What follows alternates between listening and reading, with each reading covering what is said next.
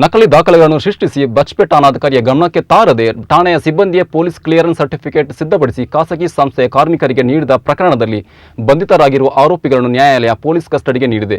ಪ್ರಕರಣದಲ್ಲಿ ಕಾರ್ಮಿಕರ ಪರವಾಗಿ ಬ್ರೋಕರ್ ಆಗಿದ್ದ ಯಕ್ಕಾರಿನ ಭರತ್ ಹಾಗೂ ಪಶ್ಚಿಮ ಬಂಗಾಳ ಮೂಲದ ಬಚ್ಪೆಯಲ್ಲಿ ವಾಸವಿದ್ದ ಆನಂದ್ ಬಿಸ್ವಾಸ್ನನ್ನು ಬಂಧಿಸಲಾಗಿತ್ತು.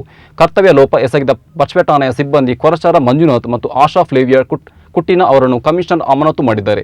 ಬಚ್ಪೆ ಠಾಣಾಧಿಕಾರಿ ಬಾಲಕೃಷ್ಣ ಎಚ್.ಎನ್. ಅವರ ದೂರಿನಲ್ಲಿ ಬಚ್ಪೆ ಠಾಣೆಯಲ್ಲಿ ಪ್ರಕರಣ ದಾಖಲಾಗಿದ್ದು ಗಂಭೀರ ಪ್ರಕರಣವಾಗಿರುವ ಹಿನ್ನೆಲೆಯಲ್ಲಿ ಮಂಗಳೂರು ಉತ್ತರ ಉಪವಿಭಾಗದ ಎಸಿಪಿ ಶ್ರೀಕಾಂತ್ ಅವರನ್ನು ತನಿಖಾಧಿಕಾರಿಯಾಗಿ ಕಮಿಷನರ್ ನೇಮಕ ಮಾಡಿದ್ದಾರೆ. ಹೆಚ್ಚಿನ ತನಿಖೆಗಾಗಿ ಪೊಲೀಸರು ನ್ಯಾಯಾಲಯದಲ್ಲಿ ಮನವಿ ಮಾಡಿದ್ದು ನ್ಯಾಯಾಲಯ 7 ದಿನಗಳ ಕಾಲ ಕಸ್ಟಡಿಗೆ ನೀಡಿದೆ.